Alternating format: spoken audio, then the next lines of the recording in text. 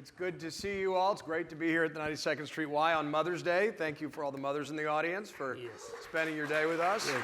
Yes. Gary, it's good to see you, my friend. Yes. We have a bit more time on this stage than on CNN, yes? Yes, we'll have a full hour as opposed to a typical, although I've interviewed you at greater length. But I want to start really with one of the themes that you're passionate about. This talk goes to the heart of, which is the interconnectedness of defending democracy at home and defending democracy abroad. Because most people, separate the two. They think they can be separated. This is the root of the isolationism that we deal with in America every once in a while. But you firmly believe, as do I, that you have to defend democracy at home and abroad. Why? Oh, of course, we could go back to the 30s and the big debate in America about, America's firsters and on one side and FDR and his followers on the other side, whether America had to be more proactive, which meant war at that time. But at that moment, it was clearly, it was diplomatic engagement had to be eventually supported by military engagement, and that was a very powerful argument for the nation that still, didn't want the same experiment of getting into European affairs as 20 years earlier. But since the end of the World War II, America became an indisputed leader of the free world, and again, like it or not, but America played an instrumental role in stopping communism and spreading democracy. Though, of course, there were. It was not a simple process. It was a very bumpy road, and again, you can always find ill moments in global history and American engagement. But as someone who was born on the other side of Iron Curtain, so I remember us, looking at America as a beacon of hope. Now, many believe that after 1991 and the end of the Cold War, it was over. So and it's not surprisingly that one of the most important best-selling books of '92 was Fukuyama's *The End of History*. And I think we all believe that was the case. Liberal democracy has won, so the rest would be not automatic, but it's no longer required sacrifices, no real engagement. Things will somehow be worked out. I think that was a big mistake, and that's what led to this very precarious situation today, both domestically and internationally, that all of a sudden the free world was left with no plan, no strategy. I always believe that the advantage of democracy was, using chess terms, so it's to work at a long-term strategy plan because of continuity. You can have Harry Truman administration forming a plan to oppose Soviet expansion, and then you had consecutive administration, Republicans and Democrats, making, of course, some adjustments, but basically following the blueprint. Non-democratic countries, they don't have this comfort because it always depends on ideology at a certain moment, or if it's one-man dictatorship, like was Russia today, it's about the will of the dictator, the man on the top. So that's why they're quite unpredictable. And so to understand the difference, you can simply see the way British Empire followed by Britain, British Commonwealth, followed the Hong Kong issue and dealing with Chinese Communist Party. A British government honored commitment made by the British imperial government, I don't know, 84, but more than 80 years ago, I think 85 years ago, so that's when Thatcher eventually followed the decision to give back Hong Kong to China. And there was a negotiation where, if I remember correctly, there were 50 years of one country, two systems. It didn't last long for less than half of this term. China tolerated it, but then decided it was a moment when you can just walk away. That's it, and just simply ignore the signature that was put by the previous leaders of the Communist Party. So, and the moment the free world is losing this advantage and began playing with tactical responses. So I think it creates I think vacuum. It creates a vacuum that always filled by by the enemies of democracy. So you agree broadly, you are perfectly willing to criticize the Biden administration, but one of Biden's, I think, signature foreign policy lines, perhaps his only one, is that this is a time of struggle between democracy and autocracy. You clearly agree with that. But, you know, for a long time we had that bipartisan international consensus. That is, as you say, gone. Some folks on the far left more isolationist, but really more vocally on the far right, bleeding into the mainstream of the far right. You heard, you know, former President Trump at the recent town hall basically express agnosticism between Ukraine and Russia under the auspices of peace. You know, you've also hear members of Congress saying, I don't think we should be supporting Ukraine because I think we should be supporting and rebuilding the American people. To put a finer point on it, why is that argument wrong? These arguments are wrong on probably every count. Yeah, I'm struggling actually to find the first. It's just, you know, it's when Ukraine is obviously the most critical issue of global politics now. Right. But again, I can argue it's a logical outcome of the 30 years of this pendulum politics, that there was no strategy. And again, America was no longer a constant factor. I remember, again, back in the Soviet days, love it or hate it, but America was there. You know, that's a Republican or Democrat, everybody knew America was there as a factor. Even today, sometimes it sounds odd here when people look at ills of American history and imperfection of American democracy today, and they're surprised that still hundreds of millions, if not billions of people look at America as a beacon of hope. So that's why America walking away is not an answer, and that's why I was critical about Obama administration. Actually, I think we were on that stage with Tom Kaplan talking about my book Winter's Coming in 2015. That was a very timid reception because I talked about what's happened? What's happened and what's happening, and just, you know, to make it sure that there's now Biden and Obama. So I had a perfect record of criticizing 6 administrations: 3 Republicans, 3 Democrats. Garrett. Yeah, that's yes. Yeah, you can just look at my articles. You know, starting with Bush 41, yes, Clinton, Bush 43, Obama. No, Trump, of course, that's a separate issue. Yeah. So that's why I always try to be above the fray of domestic politics. But now, as you said, you know, while, you know, there are problems on the left, definitely the far left is also isolationist. But yeah, but you can argue about certain policy views, and I say that might, you know, be treated as a slow cancer. But you have a threat of heart attack, which kills you instantly. And it's amazing that it's not just Trump, but it's a whole culture. And I don't know whether it's isolationism or not, because it's again, going back to the 30s, you know, when Charles Lindbergh and some top Republicans, you know, argued against it, they realized, you know, or they can sell it to American people by a threat of being dragged into the war. But after Pearl Harbor, yeah, so right now I'm shocked by that. Some of the arguments, you know, they don't stand. You know, just it's it's like a sand ground, or they stand on the sand. I mean, the whole idea that is America has been, you know, sending $120 billion of sending what? What this is? Yeah, you can, of course, you can put price tag on anything, on this phone, on this bottle of water, but you're talking about, you know, things that are being, I would say, getting rotten. But they are physically sitting in the storages. And these things, planes, missiles, whatever, they have been built to stop Soviet invasion, which is, it's quite amazing. Since 1949, America's focus in Europe was to prevent Soviet invasion. As of today, you have a situation that just imagine for a second if Harry Truman or Dwight Eisenhower or JFK or any president or any minister or secretary of defense or whoever in America, you know, in American politics, would have been told about the situation where Ukrainians fighting Russians at River Dnieper, all we have to do is give them the weapons they need to win the war. Yeah, it's no-brainer.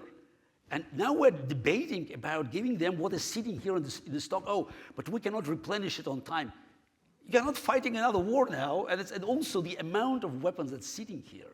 It's again has a very again, this is a high price tag. And they say somebody from Pentagon now saying the F-16 are too expensive.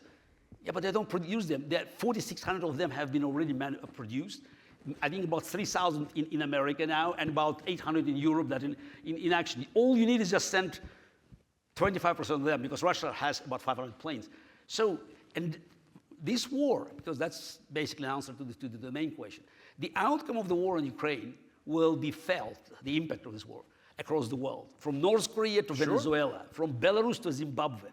So I bet you that what's happening now in Turkey also has some, certain influence. And let's go there. But I think the macro point you're making is any understanding of recent world history drives you to the conclusion that what's happening in Ukraine is of existential importance, not just to Europe, but to the world, in that struggle between democracy and autocracy. It's sort of Ukraine today, Taiwan tomorrow. And I think also, give credit, Trump understands it. Do you think so? I don't think he's very consistent. And by the way, very often, when he makes statements, I think they are just, they are outrageous, but they have certain political substance in them. Okay. So this is, for instance, when he attacked Mexicans, you remember? Yeah. Rapists. I believe he already knew that he would win some sympathy among Cubans in Florida. You think it was calculated? Of course, not everything. But Ukrainian story, he keeps repeating it. No. He's trying to just not just to win support among his base, but I think it's also helping this again. The Dictators Incorporated. Yes. No, and I think that's the continuity. People don't often remember, but right after Tiananmen Square, he gave an interview to Playboy in which he basically praised the Chinese government for the crackdown, the brutality of the crackdown in Tiananmen Square.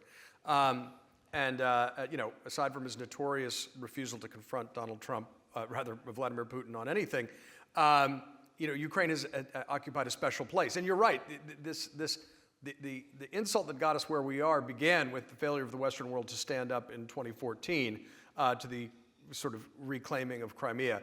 Before we get to Turkey, I just want to, what does victory look like in Ukraine to you? Do you think actually that Putin can be dislodged? I see you've got a little flag here that might be part of the answer to that question.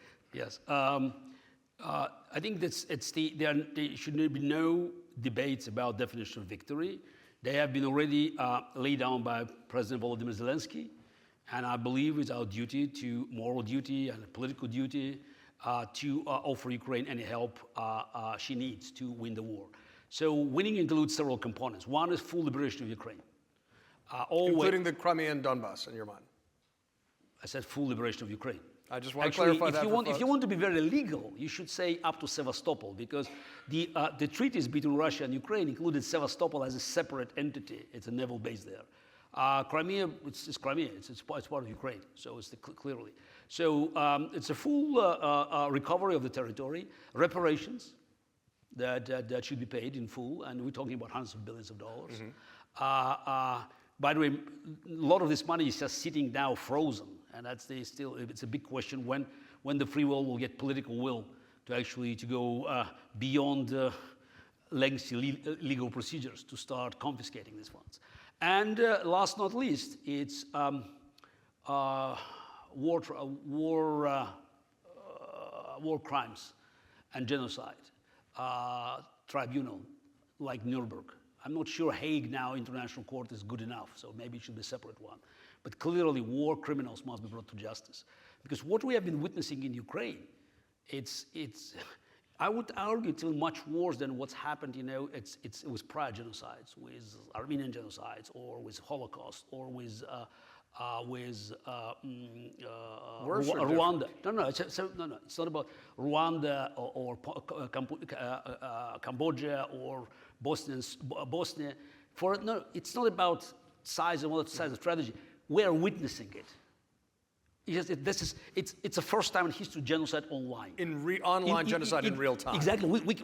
Because you go back to Holocaust. Dr. Goebbels was not promoting Auschwitz horrors on German radio. Russian television is bragging every day. You can listen to them saying, "Oh, we hit another hospital. We hit another power plant." So it's just destroying Ukrainian infrastructure. It's a cause of celebration. And also, so many crimes have been already committed, have been already recorded. Yeah. So that's why it's wars, because we cannot pretend we're ignorant. We didn't know about it. Even the Rwanda, we too late. Bosnia, we didn't want to see this. Holocaust, of course, we didn't know about it before we liberated the concentration camps. Now we can see it, and that's why it's wars, and that's why you cannot let these people escape. It's very important also for future of my country, future of Russia, to make sure that the war criminals will be brought to justice. Because the only chance for us to have a fresh start is to recognize that my country has been committing heinous crimes now. You can argue whether it's Putin's war or Russia's war, but at the end of the day, again, it's Hitler's war. And also, you don't want to say it's where Hitler ends and Germany begins. So the same with Putin. It's a never-ending argument among Russian opposition. So how far we should go by blaming our citizens for committing these crimes, but unfortunately, that's a fact. As I say, I very often I feel like Thomas Mann back in 41, 42, just doing these reports on BBC, recognizing that while he was always against Hitler, he was still responsible somehow for these crimes. And if the free world is willing to stick with these conditions and provide Ukraine with all the military and political support, then Russia will face a simple dilemma, either to find its way back to the family of civilized nations by fulfilling these conditions, which means the collapse of the regime, because Russia will not survive for long under the sanctions, a year or two, but it's not going to continue indefinitely. It's not Soviet Union.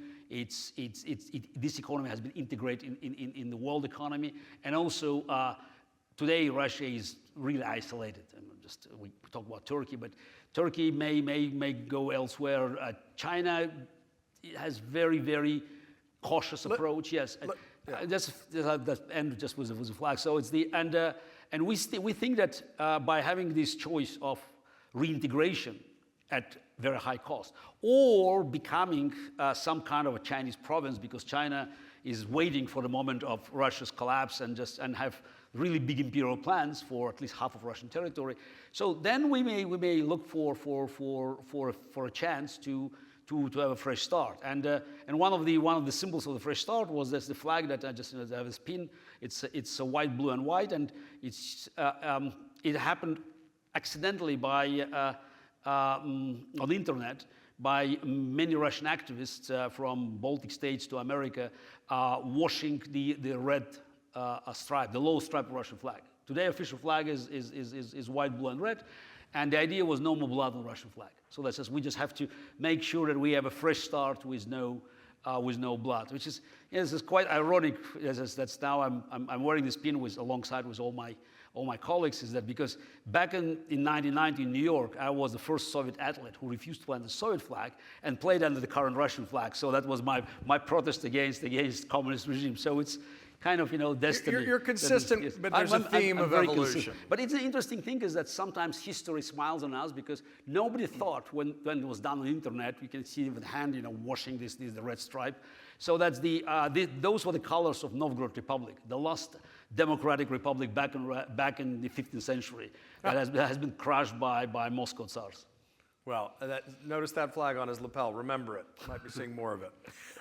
Let's talk about what's happening in Turkey. This is real time, and I want to caution everybody by saying the voting is still being tabulated. So at the risk of, we don't want to say anything definitive because we don't have a definitive result yet, but it looks like Erdogan is not cleared 50%, and it will go to a runoff. If that is the case, again, with the if, everything conditional, nothing is finished. What does that say to you about Turkey and this alliance of sort of authoritarian adjacent regimes that have been propping each other up? No, I envy Turkish democracy, because they have elections with unpredictable results. Yeah. So what can I say? I think this is the fact that Erdogan most likely cannot win it outright.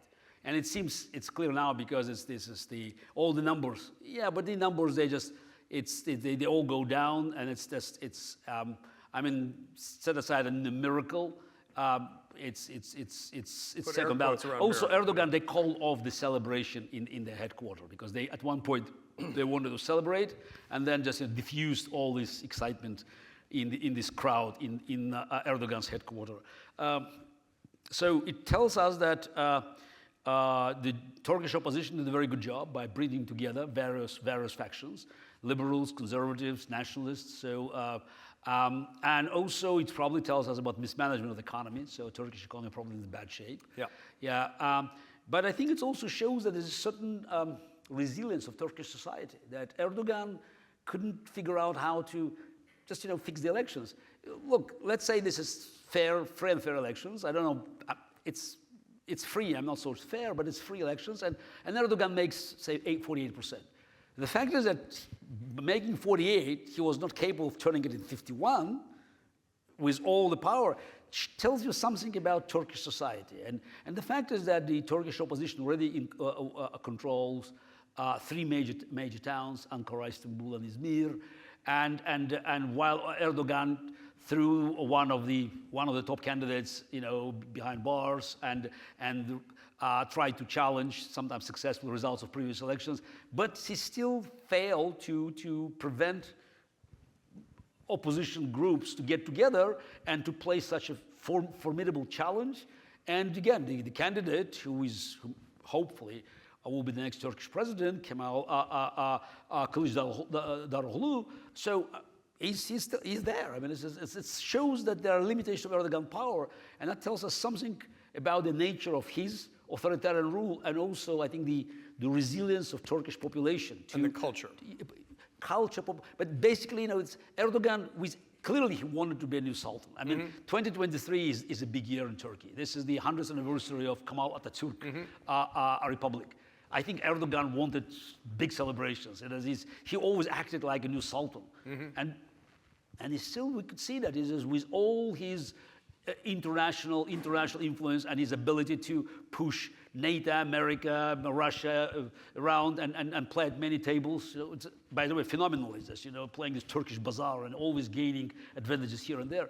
He failed to fix the results of the elections in his own country. That's good news. And I think the continuity is incompetence in the wake of the earthquake, economic chaos, and then a culture that had a muscle memory of democracy that was able to push back. Those are 3 of the themes that I think may be a takeaway from this. We'll see. This is, again, happening in real time. Let's talk about the flip side in this sort of authoritarian cadre, which is the Arab League re-inviting Syrian President Assad into its graces, basically conceding that after more than a decade-long civil war, that Assad is at least nominally the winner, if anyone can win, presiding over that kind of destruction.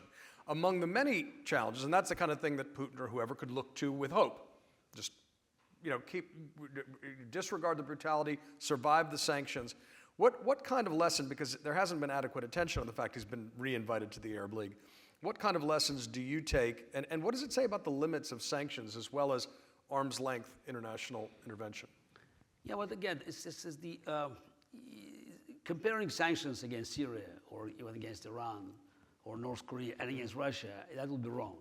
Because at the end of the day, you had the same Russia that propped up Assad, the same Russia that was in cooperation with Iran, and now Iran is paying back by helping Russia with weapons. Though I think it's not on purely ideological basis. They know they depend on each other, but it's an exchange, and I believe that Iranian nuclear program has been advancing rapidly now, because I'm sure that's what Iran is demanding in exchange for the hundreds and hundreds of Iranian drones.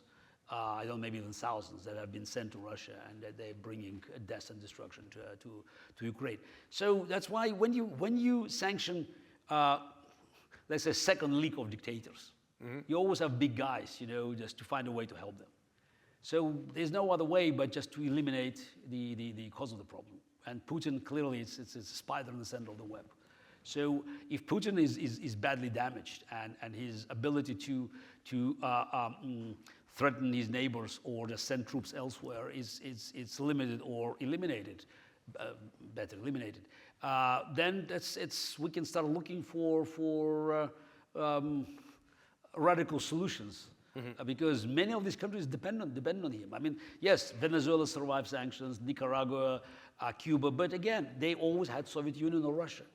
So that's why, like North Korea, it has China.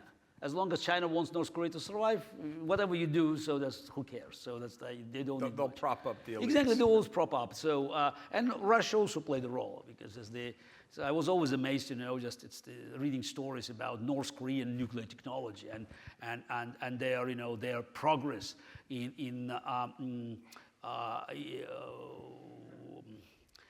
missile industry. So this is intercontinental. So that you read North Korea tested a missile, that could fly 5,000 miles.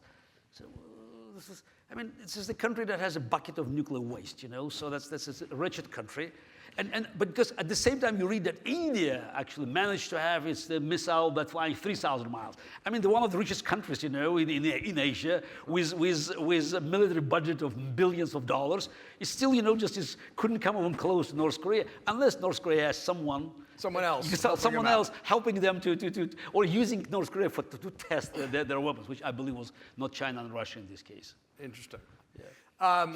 Let's talk about China, because that's the other sort of elephant in the room in the broader conflict or contest between democracies and autocracies.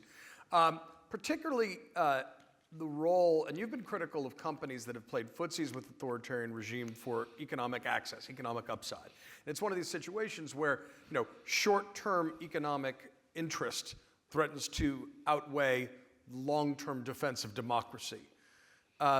How do you see that, what role should private companies be playing within a liberal democratic structure? Oh, it's a never-ending conflict that is very much probably the core conflict of free society between capitalism and democracy. That's the whole American history. Is this? You go back to the days of founding fathers. There's always this conflict. There are always two concepts, which is that the New England federalism and capitalism, or different sort of democracy. And then you just go it's the Clay versus Jackson. So that's this. And then it's something that was always a domestic issue, but now with globalization, it became an international issue because obviously corporations looking for profits. While I was always opposed for them to be engaged with totalitarian countries, and especially critical of them using forced labor, like in places like Xinjiang. Sure. Yeah, but I think it still depends very much on the overall policy. We're going back to the issue of strategy. Yeah, it was too tempting to place so many businesses in China. Now it seems that there's a consensus that China is a problem. Here in this country, it's on both sides. So it's now a bipartisan consensus. This is one of the very few issues where you see very little difference between Democrats and Republicans. China is a problem.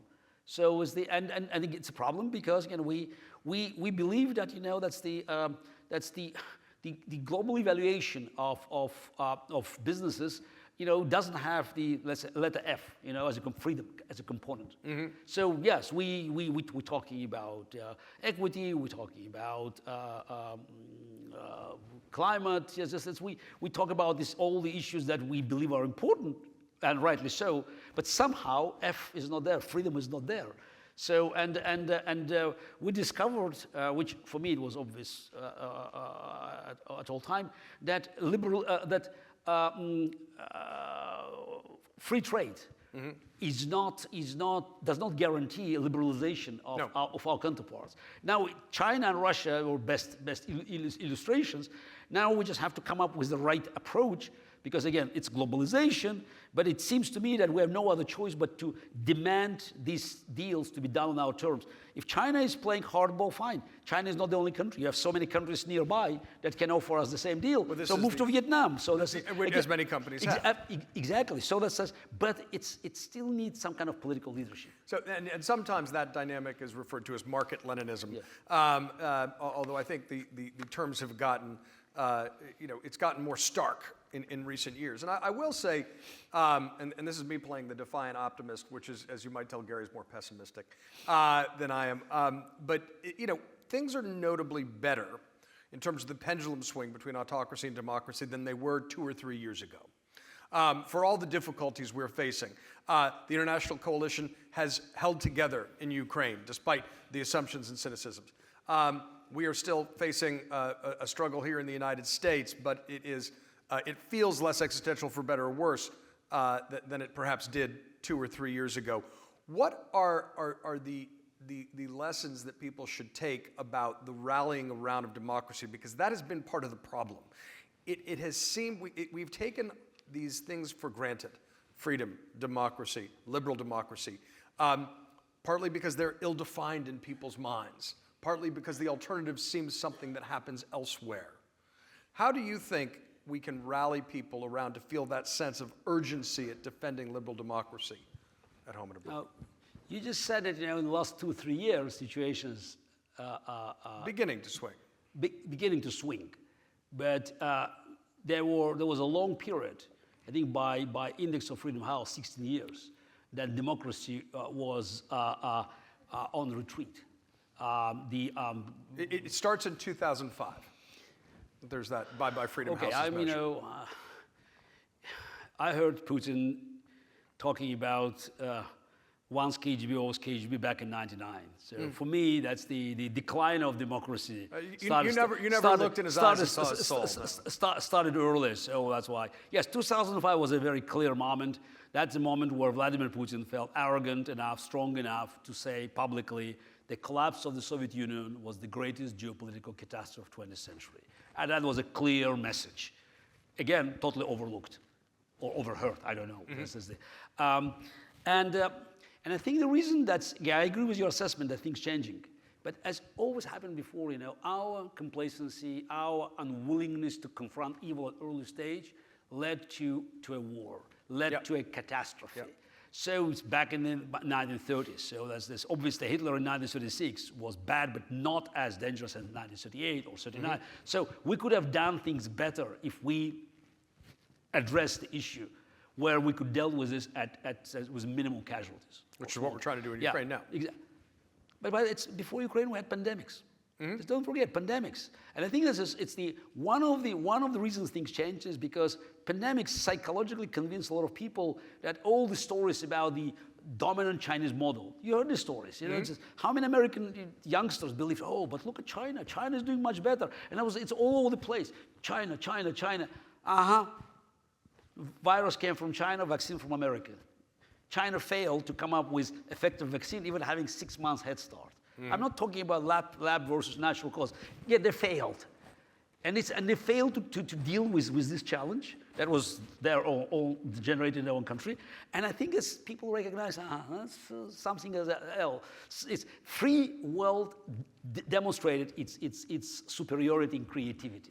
And then Ukrainian war.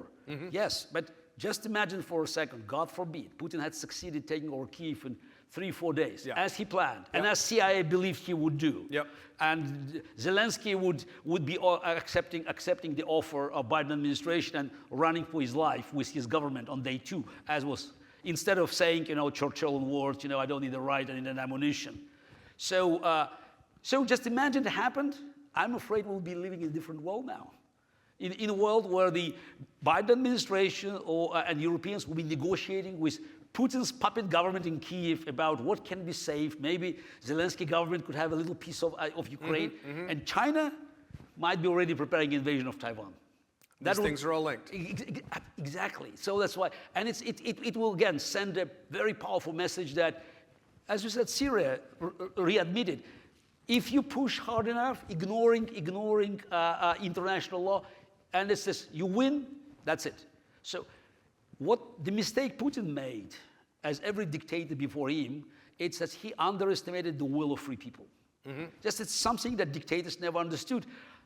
I think it's almost tragic that the same mistake was made on our side. So nobody believed Ukrainians could survive. They did. And the fact is that we are now seeing this pendulum going another direction. It's paid by Ukrainian blood. So this war is going in opposite direction. And that's why you have all these dictators now scratching their heads. That's why Xi Jinping now, it's taking aback and waiting for the outcome of the war, which clearly is not going to be Putin's victory. We still don't know whether Ukraine can get everything. I believe they will. But the fact is that Ukraine is still in the game. And everybody is expecting them to attack now. Russia is in defense now, just is digging trenches, 2,000 miles of trenches from south of Crimea to northern Ukraine. So it tells you that dictators lost initiative. And that's being felt everywhere. Even the Iranian revolution is still, it's not the same, as we wanted. Just it's immediately to overthrow the Ayatollah's regime. But you see that even in Iran, we already saw the resistance of the population against mullahs, and I think that's a result of the wind of freedom blowing from Ukraine.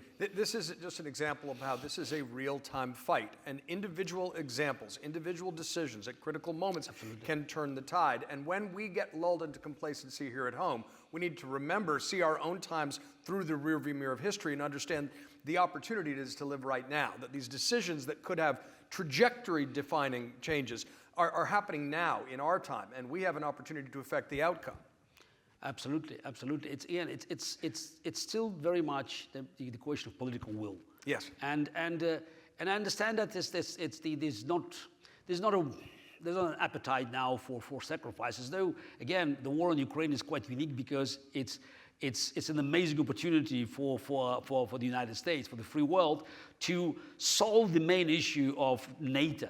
It's to put an end to Soviet aggression without American lives being lost. Okay, there's some volunteers, but you're not even fighting the war. And I always go back to the World War II because this was an amazing demonstration how by modern standards, limited resources were effectively used to stop a military machine that was far more powerful than Putin's army. When they tell me, oh, Putin is so strong, in 6 months, from the beginning of Hitler's invasion of the Soviet Union to the end of that year, America sent to Stalin, by the way, also, yes, they knew who Stalin was, but again, it's about the war. It's not, nobody talked about the crimes of communism because too much was at stake. So that's for those who are now trying to find, that's the shortcomings of Zelensky administration. So 360,000 tons of weapons, ammunition, food, at a time where Germany controlled the whole Europe. Far East route was just, they started using it, but it was limited. Most of this came from Arctic. Arctic waters have been infested by German submarines, and Luftwaffe was there also. 360,000 tons. That tells you about political will. Political will. Exactly, will. And the difference of... Exactly. And also in 1943, that's again speaking about the outcome of the war, January 24th, 1943, in Casablanca, FDR and Roosevelt followed him, just to kill all the rumors about negotiations with Nazis, declared that the goal of the war was unconditional surrender. Now, just imagine, January 24th, 1943, Battle of Stalingrad was not yet over. Japan was still pretty formidable force. Italy was still on the war. German troops were standing from Volga to Atlantic. Unconditional surrender. That's a demonstration of what political will is. It is. The reason I'm smiling is the book I just published, Lincoln and the Fight for Peace, is very much about that, how you win a peace. And it's the combination of unconditional surrender followed by a magnanimous peace. Yes. And Roosevelt and Churchill's determination came from their understanding of the mistakes after the First World War. They didn't win the peace. There was an unconditional surrender. And you needed to balance that with a magnanimous peace afterward. Yeah, exactly. And thanks for bringing this in because it's also a response to many including General Milley, who kept repeating that every war ends up at negotiating table. Absolutely not. The war on principles do not end at negotiating table. World War II has not ended at negotiating table. Thanks God, Civil War has not ended at negotiating table. And sometimes I say, you know, we were lucky that the Union troops were led by General Grant, not by General Milley. All right, we're about to get to your questions, both questions here from online and in the audience. Before I do, though, something I've always wanted to ask you, because you know your group RDI, which I've been an advisor and friend of the effort, is devoted to defending liberal democracy. And I think sometimes that's so abstract for people. You talk about the continuity of principles. Just concisely define liberal democracy for people. Yeah, I'm not sure I can do it. It's in a few words, but for me, it's always a balance of power, and and this is why American democracy, with all its imperfection, for me was always the ideal distribution of this power between three different branches. It's active participation of citizens in the process. Key active participation. So you can choose be in or out, and I get it. And of course, you know, it's free enterprise. So those are the key conditions. Liberal democracy for me, it's like, you know, it's providing rules, set of rules, conditions. Unfortunately, there's no guarantee, and that's, I think, the big mistake has been made by many in this great country. That is, it's there. It has been there forever. No, it doesn't mean anything. That's what I said, almost shouted when Trump was rising back in 2015, 2016. I said that very soon this country would discover, you know, how many of American institutions build on tradition rather than on written law. Mm-hmm. Because you needed someone like Trump saying, "Sue me." Oh, okay, that's a big deal. Nobody, or actually, everybody released taxes prior to the elections. I don't have to. Yeah. And there's so many things, you know, just it's even more fundamental that are just based on tradition. Nobody did it before. That's not good. But that means, you know, that's the only way to improve it. It's active participation. So I think that's the way America is dealing with these problems. Though again, there are some extremes. Again, as someone who grew up elsewhere and also working with dissidents around the world, you mentioned RDI, Real Democracy Initiative. We have 140 dissidents that are cooperating with us, and we know that for many people this is a clear, you know, indication that America is always on the right track. This is what people are missing. Mm-hmm. The only problem is, you know, sometimes, you know, you go too far and you're turning self-criticism into self-flagellation. Because this is, because this is, if America, you know, just is too self-critical, that helps Putins of the world. It feeds into the moral relativism. Exactly, yes. Moral relativism, which is wrong, because again, for me, it's very clear. It's the moral relativism. You know, it's unacceptable, and it's with all recognition of imperfection of this democracy. So we should understand the alternative. Yeah, is not there. It's not there. All right, we're getting to some questions. I don't know if these appear to be actually from in person, so I'm reading your questions. First one is from Jerry Weinstein. It's a great question. Do you look at geopolitics as a chessboard? If so, which players are the most dangerous strategically? Cool question. Look, I'm always getting skeptical when people ask me to compare, you know, the global geopolitics with chess. Yeah, especially when we're talking about, because I think the question, it implies that I should talk more about Putin and Xi Jinping rather than about, you know, Biden and Olaf Scholz, for instance. So on the dictator side, I don't think that the chess analogy works, because chess is the game where you have 100% information available. It's on board. It's in front of you. You don't know about the intentions of your opponent, but at least you know exactly what kind of resources he or she can use to do you harm. Now, dictators always play different kind of games, and that's why I say if you're looking for parallel with a board game, it's more likely poker, because they can bluff. And Putin, give him credit, I mean, he was very good in bluffing. Raising stakes, bluffing, expecting for your opponent to fold cards. And they did, one after another. So that's the, A follow-on question about his bluffing. Yeah, and so if we look at strategies, it's more like China, because China has a long history of planning, because it's imperial planning, and we had kind of sad joke in Russia back to the days when I was active in our politics. I love sad Russian jokes about communism. Yeah, but it was not actually. It was 2005, 2006, 2007. So actually there were two jokes, because when I traveled from far east, the Russian Far East, from actually my wife and I, we flew from Vladivostok and went all the way to Lake Baikal, Irkutsk. So there were two jokes. One is just, Chinese keep crossing our borders in small groups, 100,000 each. Yeah. That was the first one. That's good. And the second one, related to this one, was that is the problem of Russia is that Chinese leaders think in centuries and Russian in dollars. Oh, that's good. That's very good. All right, this is a question about Putin's bluffing. Do you think Putin will make good on his threat to use nuclear weapons if Ukraine tries to retake Crimea? But generally, that sort of... No, I think this is... I think that was a bluff, and at one point he realized it didn't work. Because we can go into this endless discussion, but let's separate this into things. One is this strategic, and I don't think that was ever an issue.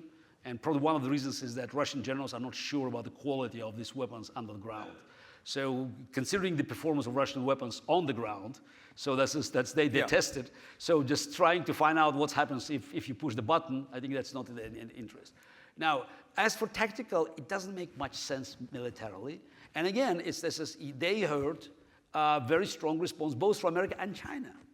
China had no interest on military of nuclear confrontation, and while America was not, let's say Biden never said anything specific, but you heard Sullivan talking. I think he talked about horrific consequences and catastrophic consequences. That's what Blinken. I'm not sure who said what, and I'm not sure what the difference is.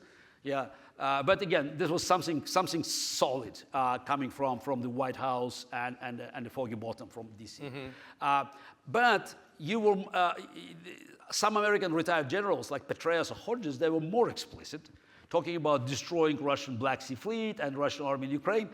And look, if you're a Russian general, just sitting there, Russian admiral, you don't know whether General Petraeus spoke for himself or just, for his former colleagues, or maybe they're not former colleagues, because he was not only in the army but also in the CIA at one point. So I think there's no clear strategic advantage of doing that. So that's why, as every mafia boss, I don't think Putin ever considered it seriously, but he tried to play the bluff. He bluffed. He bluffed, and following the Russian propaganda now, it's no longer an issue. Even the most aggressive, some crazies I don't count, but most aggressive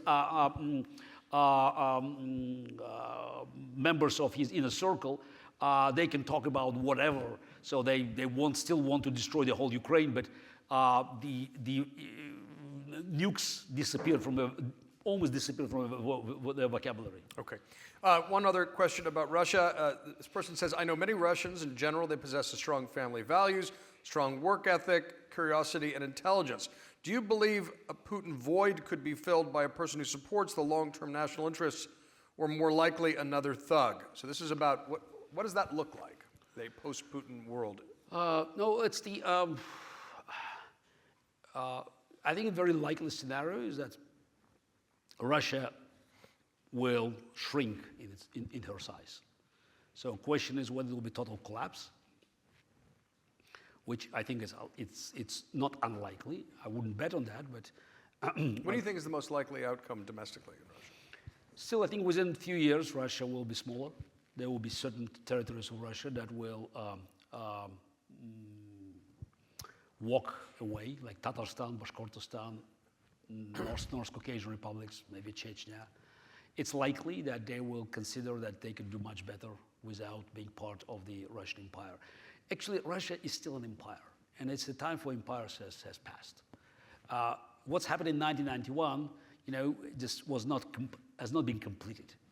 So Russian empire shrank, but still many elements of Russian Federation today, they are part of empire. So that's why Michael Khodorkovsky and myself and our followers, we all believe that the successful transformation of Russia must include of elimination of imperial mechanisms and creating of loose federation with a parliamentary republic.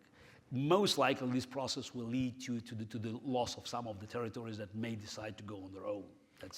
So Putin will have succeeded in doing the exact opposite of what he Putin wanted. Again, because if you think that this is somebody else like Putin, because which I think is impossible for simple reason. Dictator who stayed in power for 23 years has become kind of a spine in the system. You cannot take the spine and expect that the system, somebody else gets in. So it takes time to become a spine. So Putin's disaster in Ukraine and loss of Crimea, or return from his perspective, and return of Crimea to Ukraine, I think that's the end of his rule, because dictatorship needs mythology. And Crimea is it's a staple of Putin's mythology. Without Crimea, he has no justification of staying in power. Because why he's there? I mean, he's not elected. He's just, everyone knows he's there because he grabbed this power and he was successful. He was invincible. Or invincibility is very important. And losing war in Ukraine, that puts an end to his power. Now, as for other guys, everybody talks about the surrounding of Prigozhin's and other some hawks in his entourage. They're all part of the same system. As long as they are part of Russian state and they have a limited source of funding, or nearly unlimited source of funding, that's one story. The moment Putin is out and the system is on the verge of collapse, that's it. This is maybe the agony can continue, but eventually you have many more. And now I'll bring you to the point: war criminals. 90% of Russian bureaucrats, governors, they are a bunch of thugs and thieves, not criminals, not war criminals. I think that's the split. And then you'll see how many of these guys will look for alternatives, because they don't want to follow just, to whether it's Hague or another tribunal, so down to this abyss. So there will be opportunities for those who can bring Russia back to the civilized world, those who can guarantee sanctions will be lifted, to start working from the scratch. Chances? I don't know, 20-30%, but we probably reached a point of almost no return in Russia, where 30% recovery is an excellent bet. Okay. This is an interesting question about the gray area. We divide the world, democracy versus autocracy.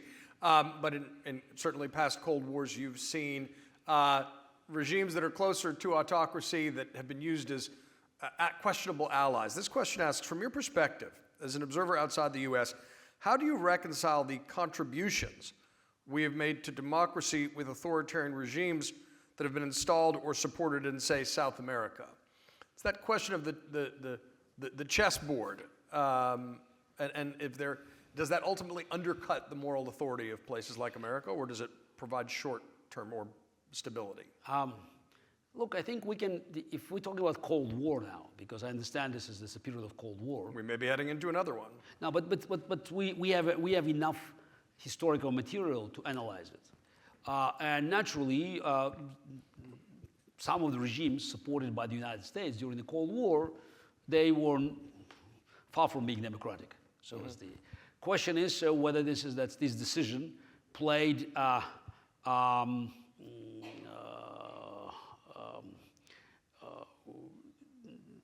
in favor of long-term democratic process, or it has failed. To answer the question, I can suggest that we'll simply look at what's happened after the end of the Cold War.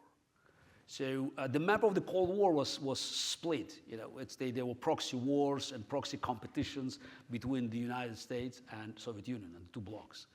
And we could see, about transformation of these countries when this competition was over. So every country that had this, let's call it right-wing dictatorships. You look at the map, and you find out that every country that could be classified as right-wing dictatorship, supported by the America one way or another, no matter geography, climate, religion, race, eventually turn to be successful market economy and democracy. Chile, South Africa, Portugal, Taiwan, South Korea. So I can keep adding a few. On the other side, I don't know about a single successful transition of the communist dictatorship. Don't count Eastern Europe, because Eastern Europe was not, it was not the same story, it was occupation. So that was a nationalist movement, so that was just, throwing Soviets. So that's but again, if you look at the map, let's say Angola, Mozambique, Cuba, Nicaragua shifted back force, North Korea, China. So for those who say, oh, China was very successful, say, look, yeah, unless you ignore the fact that there is another China called Taiwan, where the same Chinese people on the small rocky island built one of the most successful both democracies and market economies.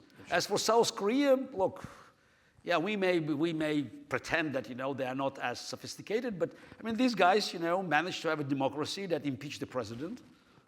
Yeah, I think the contrast between North and South Korea is pretty powerful. And put the head of the biggest corporation behind bars. Yeah. That's pretty powerful. Yeah, so it just tells us that why it's important, because you have North Korea, South Korea, you have China, Taiwan. So it tells you that it's the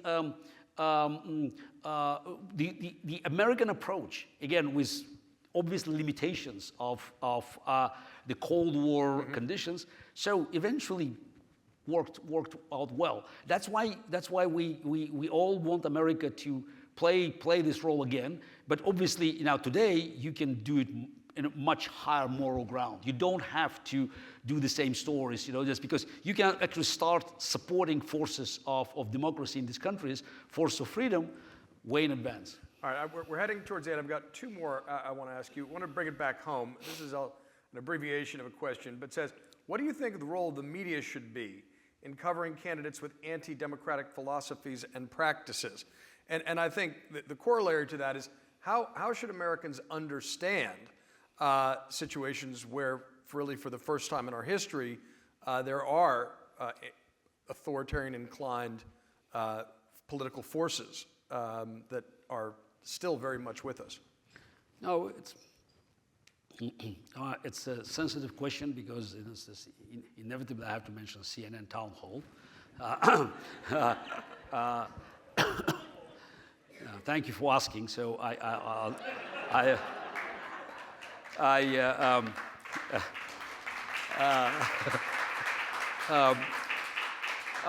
Not about the tone. I understand the rationale behind this decision, because you want to hear, just from the front runner.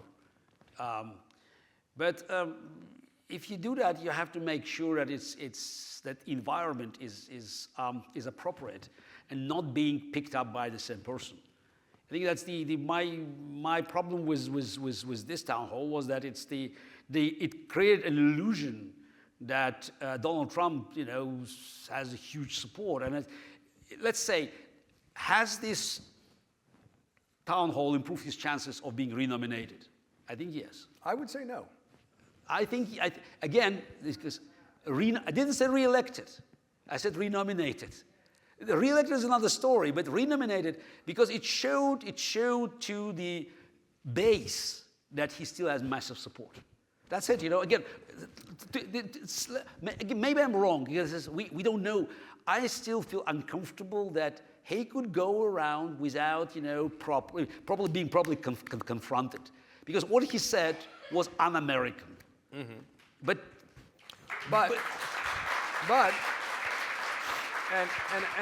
I just published a column to this effect, so I won't relitigate it. But it showed that Donald Trump in 2024, people had been living in a bit of denial about the fact that he has been cruising in Republican polls, and that itself is problematic. That's troubling. You can't ignore that. You can't be denial about it. You need to confront that and see it for what it is. I mean, I think that's part of the challenge here. It's not only a question about journalism and how you cover and what the right format or framing is. It's also about about citizens, because whatever you want to say about 2016 or the presidency, this is about someone who is leading in nomination, one of their two parties, polling nomination, who actively tried to overturn an election. And that's we don't argue about that, we would have thought that. No, we don't argue about that. So no, but I think how does this town hall help to dismantle this? I think it only. I think it forces us to confront the fact that he is not remotely changed. He remains a force and is currently the Republican frontrunner. And I think people have been in a little bit denial about that. They didn't want to think that was possible. And I don't think they think that now. Look, I think that's the again. I'm not here. This to, is not about. I'm not here to run CNN programs. No. And just to. This is more. This is actually about all of us. This is about how does a democratic society confront a former president who tried to overturn an election, who's currently the front runner to win renomination. We've never dealt with anything like that. But one of the reasons he's a front runner because he sucks all the advertising. So that's the reason he's a front runner. That's the way he operates. That's what he did in 15-16. He leaves no room for other candidates. How many other Republicans are running? So this is. Not enough. But no, by the way, there are going to be town halls for all the candidates. This isn't, again, I want to be specific. This isn't about that. This is about confronting the fact that currently Donald Trump is a double-digit leader for winning renomination after we all know he tried to overturn an election on the basis of a lie, and what that says about our current partisan structure and how to deal with that, not only as journalists, but as citizens. That's the issue. I'm still struggling to understand why giving him another platform, helps to dismantle this image. It doesn't not to interview somebody, and we can talk about the format and the details, but to not confront somebody doesn't make them go away. He was leading beforehand. I think, look, the macro question I want to get to is not about this. But again, you have some remarks. Bring them in, just fight. You have to start fighting now because he's still vulnerable. So what is your advice to, whether you want to talk about journalists or citizens, how we should assess this particular situation we are in, where a former president who tried to overturn an election on the basis of a lie is currently, this is true 2 weeks ago, maybe y'all weren't, people didn't appreciate it as much, the overwhelming favorite and frontrunner to win renomination. How do we deal with that? How do we think about that? How do we confront it? Because I agree, the same old rules and structures don't really apply, although we have to have fidelity to liberal democracy, and that's a process-oriented thing. Because I think that's a vicious circle now, because it's the country that used to select people on the basis of their merits. In the last 2 elections, looked for the lesser evil. 2016 and 2020, their elections were about, who's worse. So Biden won because he was not Trump. Mm-hmm. That's the main reason he won. So, and that's unfortunately, we are now heading for the 3rd consecutive elections based on the same concept, and I think it's terrible. So that's why Trump thrives, because that's his food and water. So he loves being a bad guy, competing against somebody who is worse than him. Well, what you're also saying, though, is structurally we've set up a system that is rewarding. We have asymmetric polarization, but the combination of hyperpartisanship, polarization, partisan media, the rigged system of redistricting is rewarding the most polarizing candidate. Let me make this concrete. If Republicans, for example, were to have not winner-take-all, but proportional representation in their delegates in primaries, that would be one way to stop someone who has a plurality of support in a crowded field from winning, yes, right? Agreed. That's a structural way to adjust to the situation we are in. And I think we need to be thinking, as we often do in second foundings, as we have every around 60 years, we just need to all be thinking differently, because this is a different kind of challenge than we faced. But if you have already potentially 3rd elections, decided on the basis who's worse, who's less corrupt, that's. I'm looking for solutions, though, not the problems. That's what Trump generates this support, because he's just he knows how to energize the crowd that is looking for blood. Let me square the circle, actually, because here's where I think we can do a successful judo move. Perhaps, not to invoke Putin's favorite sport. Yes. That perhaps the way to think about it is that the running down of democracy and creating a sense of everything's corrupt, everything's rigged, there's no difference, there's no moral equivalence, that sense of disgust that people who want to run down democracy thrive upon, that's what we need to push against. Yes. The problem of 2015 and 2016 was that Trump was normalized. Trump succeeded in normalizing things that would lead not just to impeachment, to imprisonment 30, 40 years ago. So just imagine, I mean, Nixon resigned over what? I mean, by Trump standards? You take a pill of Tylenol and move on. The story of Nixon and what's happened with Trump shows you that what's happened in American history, in American politics in 50 years. So normalization, and we keep doing that. Normalization, makes Trump's crimes, it's just a part of the game. And I think what it goes back to is something you said earlier. Liberal democracy depends. Defending democracy at home and abroad depends on active citizenship, on vigorous citizenship. Yeah. It's not a spectator sport. We all bear responsibility. We all need to step up. That's Garry Kasparov. So, thank you. Thank you. Thank you. Thank you.